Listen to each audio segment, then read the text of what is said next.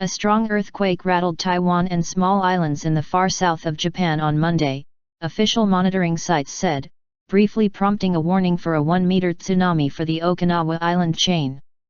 There were no immediate reports of damage or injuries in either country after the quake, which shook office buildings in the Taiwanese capital, Taipei.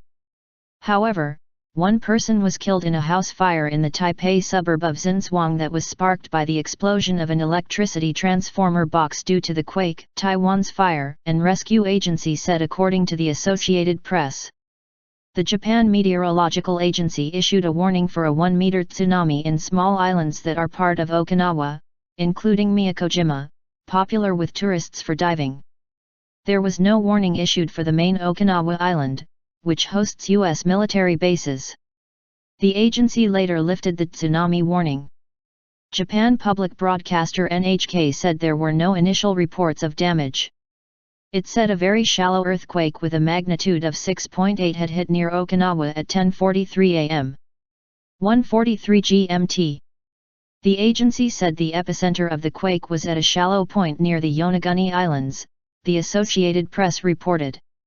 Television footage of the area showed calm seas, but as a precaution school children in some low-lying areas of islands in the area were evacuated to safer locations.